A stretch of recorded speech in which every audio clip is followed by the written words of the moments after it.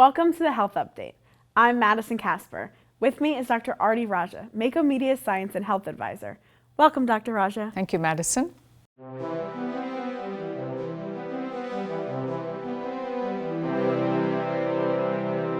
Our topic today is sleep deprivation. Why are college students particularly at risk for sleep deprivation? College students are generally at risk for less sleep, and they are sleep deprived simply because they just have many things on their plate. So they're students, they're involved, they of course have their classes, they have classwork, exams to worry about. They also have extracurricular activities related to college. They also have an active social life. So a college student is constantly trying to balance all of these. And also they're relatively young, so as you all know as well, you all assume probably that you can handle all of this and that sleep is not really essential. You feel like you can forego it because you still want to get everything else done. But that's never a good sign because it eventually does catch up with college students as well. How does sleep deprivation affect academic performance? Huge impact. There's a lot of research that is showing that academic performance is heavily impacted by lack of sleep. For starters, research has shown that students in general perform poorly on subjects like math and reading when they are sleep deprived. And just students lack focus and they're unable to concentrate. So all those has an impact on how they perform academically. So a lot of students will pull an all-nighter to study for a big exam. Is that a good idea? Unfortunately, that's never a good idea. While you may be able to push through the night, the problem is pulling all-nighters severely impacts your performance, academic performance, your mental ability, your mental acuity. You just don't focus, you're not able to make good decisions.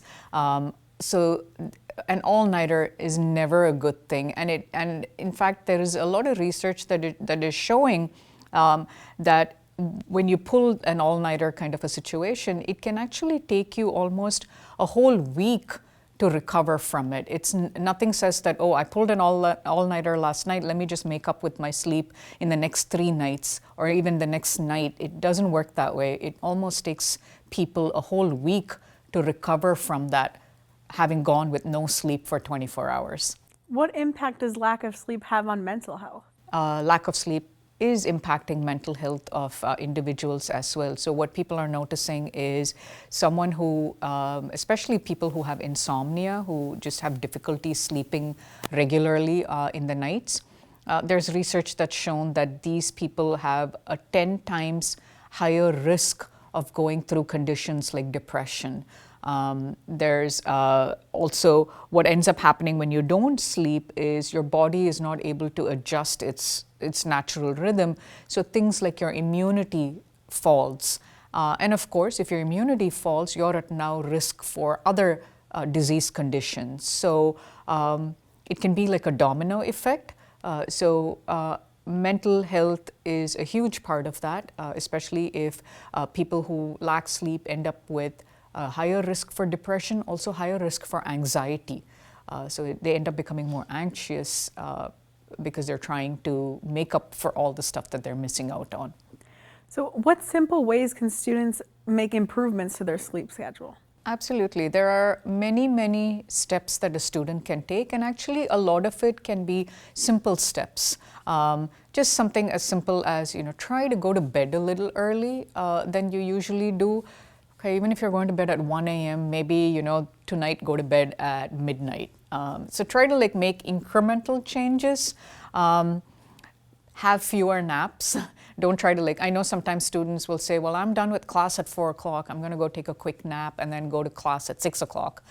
Try to avoid those naps in between. And yes, eating better, that's another thing. But yes, it's an unfortunate situation for college students because that's also an aspect on the side that's impacting sleep schedule. Caffeine.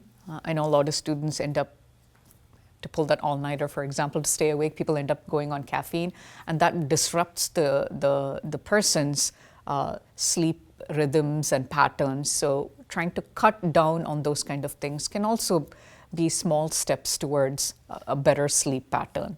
Thank you, Dr. Raja. Thank you, Madison. This has been the Mako Media Health Update.